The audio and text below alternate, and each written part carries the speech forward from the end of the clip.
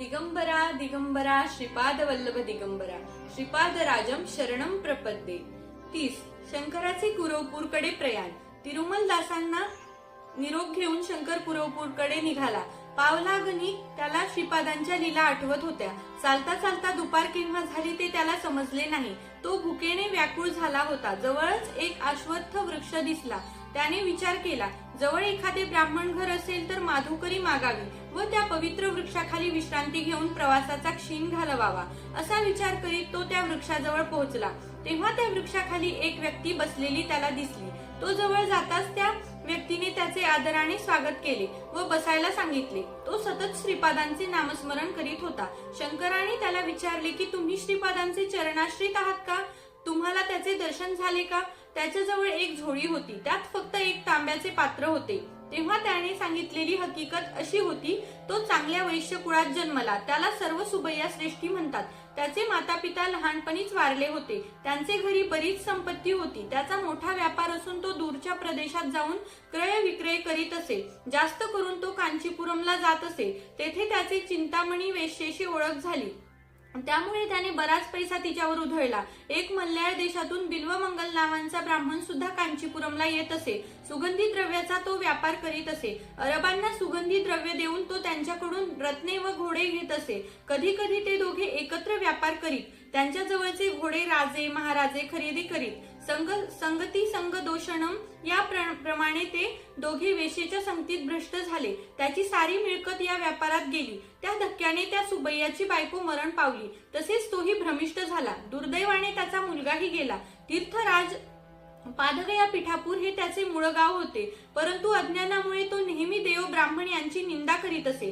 त्या गावात त्याचे किराणा मालाचे दुकान होते. दुकानाची उधारी वसूल करताना सुबैया फार निर्दयपणे वागत असे. एकदा श्रीपादांचे वडील अप्पलराज शर्मा यांचेकडे त्यांची बंधू मंडळी आली होती. त्यांच्या जेवणाची सोय करायला त्यांचे जवळ पैसे नव्हते. व्यंकट श्रेष्ठींचे ते कुलपुरोहित असल्यामुळे श्रेष्ठी त्यांचेकडून पैसे घेत नसत, कारण ते दान ठरत असे. अप्पलराज तर दान स्वीकारत नसत. म्हणून त्यांनी सुबैयाच्या दुकानातून एक 4 वराह किराणा माल उधारीने घेतला. त्याचे बंधू वर्ग जाताच ती उधारी वसूल करण्यास सुबैया त्यांचे घरी गेला.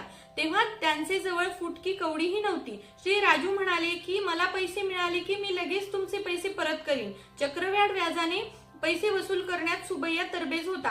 काळ सरकतच होता. 1 वराह 10 वराह झाले. तेवढे पैसे श्रीराजू देणे शक्य नव्हते. म्हणून त्यांचे घर घेऊन वरचे 1-2 वराह त्याने घ्यावे असा सुबैयाने विचार केला. त्यांना बेघर करण्याचा त्या सुबैयाचा दुष्ट हेतू व्यंकटश्रेष्ठींनी ओळखला आणि ते रागाने सुबैयाला म्हणाले, अरे दुरात्मा करंट्या, धनमांध होऊन असा वागतोस. आमच्या कुळपुरोहिताचा अपमान करणे हा आमचाच अपमान करण्यासारखे आहे. तू तुझे वागणे बदलले नाहीस तर तुला ते भोगावे लागेल. अग्निहोत्रापेक्षा पवित्र असलेल्या अप्पलराज शर्मांशी असा उद्धटपणा केलास तर तू रौरवादी नरकात जाशील. एकदा श्रीपाद व्यंकटश्रेष्ठींच्या घरी खेळत असताना सुबैया श्रेष्ठी आले व अवहेलना करीत म्हणाले, अप्पलराज शर्मा माझी उधारी फेडू शकत नसतील तर त्यांनी त्यांच्या 3 मुलांपैकी एकाला माझ्या दुकानाची साफसफाई करायला पाठवावे, नाहीतर त्यांनी स्वतःच येऊन करावी. एक अंधळा, दुसरा लंगडा, तिसरा 3 वर्षांचा. माझी उधारी ते कशी फेडणार?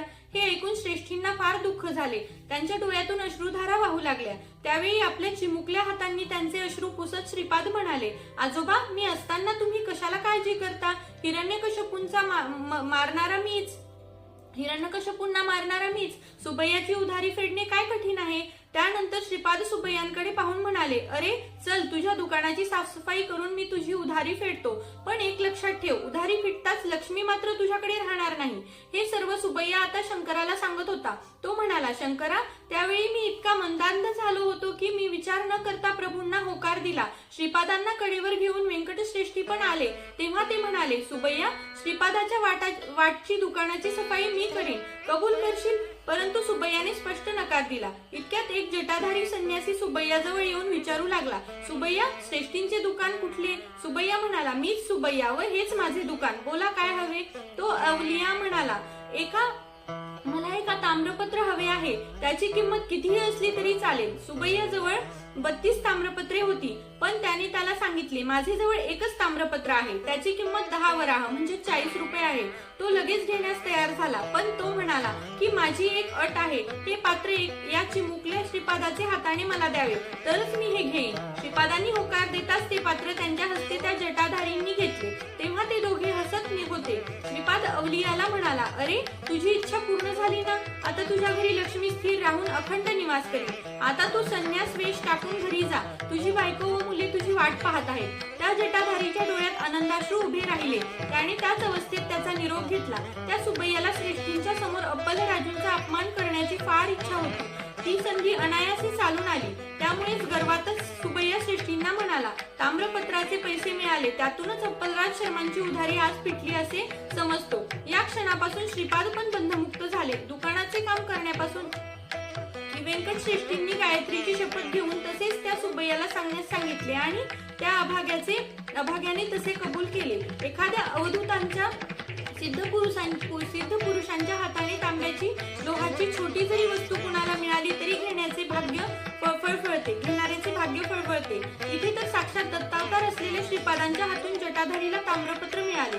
त्याच्या भाग्याचे काय वर्णन करावे. सुबैया मात्र खरोखर दुर्दैवी ठरला. त्या क्षणापासून त्याच्या शरीरात, मनात, आत्म्यात अंतर्लीन असलेल्या लक्ष्मीचा अंश क्षीण होत गेला. श्रीपादांची लीला अगम्य व अचिंत्य असते, हेच खरे. त्यांची वाणी ही सिद्ध वाणी होती. त्यावेळी सुबैयाकडे 32 पात्रे असताना त्याने एकच ताम्रपत्र आहे असे खोटे बोलला. तेव्हा खोटे बोलल्यामुळे दैवाने तथास्तु म्हटले होते. त्यानंतर व्यंकटश्रेष्ठी श्रीपादांना घेऊन गेल्यावर सुबैयाने ती पात्रे परत मोजण्यास सुरुवात केली, तर तेथे एकच तांब्याचे पात्र उरले होते. अप्पल राजूशी केलेला खोटा हिशोब अशा रीतीने फिटला होता. अशा या विचित्र लीलेने अप्पल राजूंची कर्जाची समस्या मात्र श्रीपादांनी दूर केली. तेव्हा शंकर त्या सुबैयाला म्हणाले, अहो, सूर्योदयापासूनचा व सूर्यास्ताच्या आधीचा काळ फार पवित्र मानला जातो. त्यावेळी संध्या व अग्निपूजा करणे विशेष फलदायी ठरते.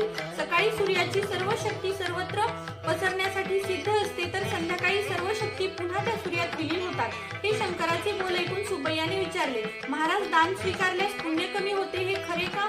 पण दान स्वीकारले नाही तर पाप लागते, हे मी तुमच्याकडून ऐकले. याचा अर्थबोध करावा. त्याचप्रमाणे श्रीपाद दत्तावतार आहेत, तर त्याच वेळी ते नरसिंहावतार, शिवावतार आहेत असेही सांगतात. ते कसे, याचा खुलासा करावा. त्यावेळी शंकराला भूक लागली होती. हे शंकर गप्पा गोष्टी करत असताना विसरला. तेव्हा सुबैयाच म्हणाला, तुम्हाला भूक लागली आहे, तुम्ही नदीवर जाऊन तुमचे स्नान अनुष्ठान आटोपून या. त्यानंतर मी वरण भाताचे जेवण तुम्हाला केळीच्या पानावर देतो. त्याचे हे शब्द ऐकून शंकर थक्कच झाला, कारण त्या ताम्रपत्राशिवाय त्याचेकडे काहीच नव्हते. डाळ, तांदूळ, भाजी दिसत नव्हती. मग हा जेवण कसा तयार करेल हा विचार करीतच शंकर जवळच असलेल्या तलावाकडे स्नानास गेला, तर सुबैया केळीची पाने आणावयास गेला. शंकर स्नान आटोपून येईपर्यंत सुबैया केळीची पाने घेऊन आला. द्रोणपत्र होते. शंकर आश्चर्याने त्याचेकडे पाहत होता. सुबैयाने क्षणभर डोळे मिटवून ध्यान केले. त्यानंतर त्या ताम्रपत्रातून प्रथम दोन द्रोणात पाणी ओतले. त्यानंतर त्याच पात्रातून तुरीच्या डाळीचे वरण व भात त्याने वाढला. त्याची चव अमृततुल्य होती असे शंकर त्याला म्हणाला. जणू तो दैवी प्रसादच होता, कारण ते पात्र परत तसेच रिकामे दिसले. त्या दुकानात उरलेले ते एक पात्र घेऊन शेवटी सुबैया बाहेर पडला होता. अन्नपूर्तीसाठीच ते एक पात्र शिल्लक ठेवून प्रभूंनी केलेली ही किमया होती. बाकी सर्व त्याच्या जवळील लक्ष्मीने त्याला रामराम केला होता. श्रीपाद राजम शरणम प्रपत्ते. दिगंबरा दिगंबरा श्रीपाद वल्लभ दिगंबरा. Please like.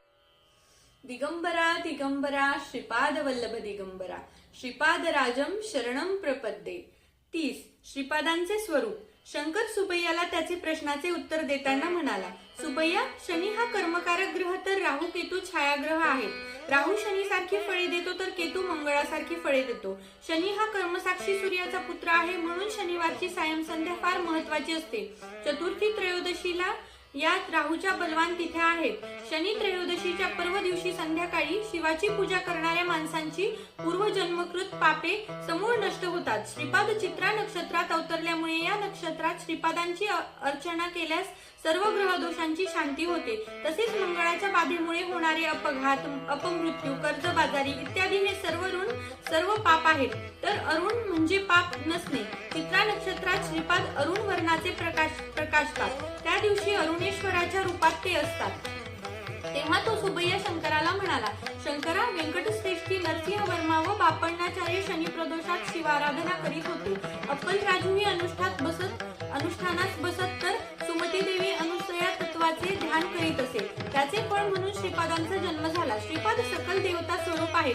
त्यांच्या दर्शनाने, त्यांच्या स्पर्शाने, त्यांच्याशी संभाषण करणाऱ्यांचे भाग्य ज्यांना लाभते ते धन्य होत. श्रीपादांनी अशा विचित्र पद्धतीने वडिलांचे ऋण फेडले. ही वार्ता सर्व पिठापूर मध्ये पसरली. हे समजताच अप्पलराजूंच्या डोळ्यातून अश्रुधारा वाहू लागल्या. सुमतीने आपल्या लाडक्याला प्रेमाने छातीशी घट्ट धरून ठेवले. राजू शर्माकडे म्हणाले, वडिलांचे कर्ज फेडणे हे मुलाचे कर्तव्यच आहे. त्या सुबैयाने सर्वांसमोर राजू शर्मांचे कर्ज फिटल्याची कबुली दिली, परंतु राजू शर्मांनी त्याला मान्यता दिली नाही. कोणत्या तरी जटाधारीने 10 वराह दिल्याने माझे कर्ज कसे फिटेल असा प्रश्न त्यांनी केला. त्यावर तेथे चर्चा झाली. तो जटाधारी कोण होता असे बापण्णाने बालश्रीपादांना विचारले. तेव्हा श्रीपाद म्हणाले, त्या एकाच नाही तर सर्व जटाधारींना मी ओळखतो. अरे, तू 3 वर्षांचा बालक, वयापेक्षा मोठा होऊन बोलतोय. सर्वांना ओळखायला तू सर्वज्ञ आहेस का? बापण्णाचार्यांनी श्रीपादाला विचारले. तेव्हा श्रीपाद म्हणाले, आजोबा, माझे वय 3 वर्षांचे, तुम्ही समजता मी नाही. माझे वय लाखो वर्षांचे आहे. मी सृष्टीच्या आधी होतो, प्रत्ययानंतरही राहणार. सृष्टीत बदल होतात तेव्हाही मी असतो. माझ्याशिवाय सृष्टीत स्थिती लय होणे शक्य नाही. मी साक्षीभूत होऊन ते सर्व बघत असतो.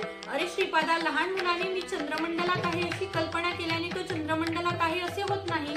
सर्वज्ञ, सर्व शक्तित्व, व्यापकत्व हे फक्त जगत प्रभूचेच लक्षण असते. बापण्णाचार्याने श्रीपादांना समजुतीने सांगितले, आजोबांनी सर्वत्र स्थित असे आदी तत्व आहे. जरुरीप्रमाणे मी त्यांच्या ठिकाणी व्यक्त होत असतो. माझ्या अस्तित्वामुळेच तिथे क्रियाकर्म होते. मी एखाद्या कोशात असल्याची जाणीव करून दिली तर मी आहे असे नाही. ती जाणीव करून दिली नाही तर मी त्या कोशात नसतो असेही नाही. मी सर्वत्र आहे. ज्ञान विज्ञान माझ्या चरणाशी आहे. माझ्या संकल्पाने तर सर्व सृष्टी रचली गेली. मी शक्तिमान आहे. यात आश्चर्य ते काय? बाळ श्रीपादांचे हे बोल ऐकून अप्पलराज शर्मा म्हणाले, बेटा, तू लहानपणापासूनच आम्हाला अनाकलनीय आहेस. हे लोक कावळ्यासारखे असतात रे. तुझे बोलणे ऐकून ते म्हणतात, तुझा दत्त अवतार हे सर्व नाटक आहे. तो मुलगा वेड्यासारखी बोलतो व घरातील सर्व खरे मानतात. असे आपण ब्राह्मण शास्त्राप्रमाणे धर्मकर्म आचरतो. मी अवतार पुरुष, मी देवांश संभूत वगैरे बोलणे अहंकाराचे ठरते. बाबा, आपण सांगता ते मी नाकारत नाही, पण माणसाने सत्यच बोलावे ना. मी दत्तप्रभू आहे हे पंचभूतांकडून तुम्ही वदवून घेतले. मग आता मी दत्तप्रभू नाही असे म्हटले तर तो असत्य दोष नाही का? तळपत्या सूर्याला पाहून तू सूर्य नाहीस असे म्हटले तर तो सूर्य राहत नाही का? सत्य हे देशकालातीत असते. पिठापूरवासी ब्राह्मण जसे मानव तत्व अनुभवत जगतात तसा मी दत्त तत्व आहे असेच वारंवार सांगत आहे. साक्षात दत्त असलेला मी दत्त कसा नाही? श्रीपादांचे बोल ऐकून बापण्णाचार्य म्हणतात, श्रीपादा, तो जटाधारी निघून गेल्यानंतर सुबैया जवळच्या 31 ताम्रपत्रांपैकी एकच पात्र तेथे राहिले. तर तू तर काही चमत्काराने ती पात्रे नाहीशी केलीस का? आजोबा, सर्व काही कालकर्मवश असते. काहीतरी कारणाशिवाय काही घडत नाही. हे प्रकृतीचे अनुल्लंघनीय शासन आहे. हा सुबैया मागील जन्मी जंगलात दत्तदेवतेचा पुजारी होता. दत्तदेवतेचा पुजारी होता. तेथे दर्शनाला येणारे लोक कमीच असत. हा मोठा स्त्रीलंपट होता. घरातील पूजेची मोठी तांब्याची दत्तमूर्ती त्याने विकली व आलेले पैसे रखेलीला दिले आणि सर्वांना त्याने मूर्ती चोरीला गेल्याचे खोटे सांगितले. हा जटाधारी मागील जन्मी सोनार होता. त्याच्याकडून नरसिंहाची पूजा होत असे. पैशाच्या लोभाने त्याने त्या नरसिंह देवतेच्या समोरच ती दत्तमूर्ती वितळवली. त्याने त्याचे 32 ताम्रपत्रे बनविली. दैव संकल्पाने त्या देवतेचे 32 अंश त्या 32 ताम्रपत्रात प्रविष्ट झाले. दत्तमूर्ती विकणाऱ्या सुबैयाने बरेच वर्ष दत्तसेवा केल्यामुळे तो या जन्मात श्रीमंत वैश्य कुटुंबात जन्मला, परंतु तो सोनार मात्र दरिद्री कुटुंबात जन्मला. या जन्मी पूर्वज्ञान असलेल्या त्या सोनाराने अनन्य दत्तसेवा केली आणि त्याचे दरिद्रे नाहीसे करावे अशी प्रार्थना तो करीत असे. तेव्हा मीच त्याला पिठापूरला येऊन ताम्रपत्र स्वीकारण्यास सांगितले. ताम्रपत्राचे मागील तेवढे पैसे त्या सुबैया दुकानदाराला देव, मला ऋणमुक्त कर. त्याने तसेच करून तो धन्य झाला. त्याची आर्थिक समस्या दूर करण्याची कृपा त्याचेवर अशा तऱ्हेने मी केली, कारण तो जटाधारी कर्जदारांपासून सुटण्यासाठी संन्यासी वेशात फिरत होता. ही सर्व हकीकत श्रीपादांनी आजोबांना सांगितली. तेव्हा सर्वजण श्रीपादांकडे बघत आश्चर्यचकित झाले. जवळच उभ्या असलेल्या सुबैयाकडे पाहून श्रीपाद म्हणाले, हा खोटे हिशोब करून आमचेकडून 10 वराह वसूल करणारा होता. माझ्या या लीलेने त्याला त्याचे पैसे मिळाले, परंतु त्याचे पूर्वजन्मातले पुण्य मला खर्च करावे लागले. त्याला उद्देशून श्रीपाद म्हणाले, अरे तू चिंतामणी वेश्येशी ज्या शृंगार चेष्टा केल्यास त्या सर्व मला माहीत आहे. तुझे जीवन आता हास्यास्पद होणार आहे. मला तुझ्याही पेक्षा जास्त चांगला हिशोब करता येतो. आम्ही फक्त तांदूळ डाळ इतकेच उसने आणले होते. त्याची उधारी संपली, परंतु तुझ्यावर कृपा म्हणून एक लक्षात ठेव, जेव्हा तुला अन्न पाणी मिळेनासे होईल तेव्हा तुझ्या हातातील एका ताम्रपात्रातून तुला पाणी, भात व तुरीची डाळ एवढेच मिळेल. तुझ्याबरोबर इतर कुणी असेल तर त्यालाही त्यातून पुरवठा होईल. हे सर्व त्याला सांगताना प्रभूंचा स्वर कठोर झाला होता. त्यांचा चेहरा दिव्य तेजाने झळकत होता, पण रागाने डोळे मात्र लाल झाले होते. परत सुबैयाकडे नजर फिरवून प्रभू म्हणाले, आज रात्री तुझ्या घराच्या दक्षिण दाराजवळ एक म्हैस येईल. तुझ्या मरणाची वर्दी देणारा तो यमधर्माचा निरोपच समज, परंतु मी तुझ्यावर कृपा करीत आहे. तू तुझ्या हाताने त्या म्हशीला भात, भाजी, डाळ खायला दे. त्या म्हशीची तीच इच्छा आहे. ते खाल्ल्यावर ती म्हैस मरेल. त्यानंतर एकामागोमाग एक घटना घडतील. तेव्हा आपण दिवसेंदिवस गरीब होत चाललो आहोत हे तुला कळेल. त्यापुढे तू झोळी हाती घेऊन लहान मुलांचा खाऊ विकत जगशील. ज्या दिवशी तुला अन्न मिळणार नाही तेव्हा माझ्या कृपेच्या पात्रातून निघालेले अन्न तू खात जा. श्रीपादांचे हे रुद्र रूप पाहून व्यंकटश्रेष्ठी व तेथील सर्वजण खूप घाबरले. श्रीपादांच्या हे लक्षात आले. ते म्हणाले, आजोबा घाबरू नका, मी नरसिंह मूर्तीच आहे, संशय घेऊ नका. श्री वासवी मातेने ज्याप्रमाणे आपल्या कुलजांना सौंदर्य कमी होण्याचा शाप दिला होता, तसाच मी साऱ्या वैश्य कुळाला निर्धनतेचा शाप देतो की काय, अशी तुम्हाला भीती वाटते ना? पण घाबरू नका, मी श्रीपाद श्रीवल्लभ तत्वाचा आहे ना. देवाला जाती कुळभेद नसतो, तसाच भक्तालाही जाती कुळभेद नसतात. माझे व आर्य वैश्यांचे वाणी जमात अनुबंध फार प्राचीन आहेत.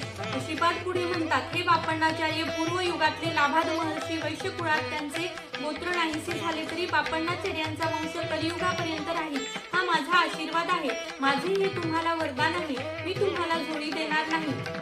ती फार वेगळी असून त्यात मिठाई भरपूर असणार आहे. सर्वांना वाटली तरी ती कमी होणार नाही, कारण ती झोळी कुणाला दिसणारही नाही. श्री नरसिंहाच्या 32 अवतारांचे लक्षण माझ्यातच आहेत. मी 33वा अवतार आहे. तुमच्या वंशाच्या 33व्या पिढीत तसे नरसिंह शर्मांच्या 33व्या पिढीत माझ्या जन्मस्थानी बापण्णाचार्यांच्या घरी माझ्या पादुकांची प्रतिष्ठापना झाल्यावर या तिन्ही घराण्यांच्या पुढच्या पिढ्यांना माझे संपूर्ण अभय राहील. तुमचे वंशज जेव्हा माझ्या भव्य दिव्य स्वरूपाची नवविधा भक्तीने आराधना करतील तेव्हा दत्तात्रेयांचे श्वान रूपात असलेले वेद, पुराणे, उपनिषदे ही सर्व अदृश्य रूपात त्यांचे रक्षण करतील. इतक्यात व्यंकटश्रेष्ठींनी श्रीपादांना प्रेमाने जवळ घेतले. बापण्णाचार्यांच्या मुखातून शब्द फुटेना तर सुमती माता हे सर्व स्वप्न आहे का, वैष्णवी माया, अशा संदेहात पडली. तर श्रीपादांचे दोन्ही मोठे भाऊ भीत लांब उभे होते. हा आपलाच भाऊ की साक्षात दत्तप्रभू, हे सर्व त्यांना अगम्य वाटत होते. नरसिंहवर्मांनी श्रीपादांना आपल्या मांडीवर घेतले होते. त्यावेळी सुबैयाने मात्र महामूर्खपणे प्रभूंना विचारले, स्पंदन शक्तीच मानवी रूपात स्त्रीरूप होते ना? परंतु अवतारी पुरुषाच्या जवळ जेव्हा मी स्त्री शक्ती विलास करते तेव्हा ती अवतारी पुरुषाची लीला ठरते. परंतु सामान्य माणसाची स्त्रीविषयी वाढणारी ओढ मात्र स्त्री लंपटत्व ठरते. असं का? अरे मूर्खा, श्रीकृष्णाच्या 108 पट्टराण्या व 1600 गोपिका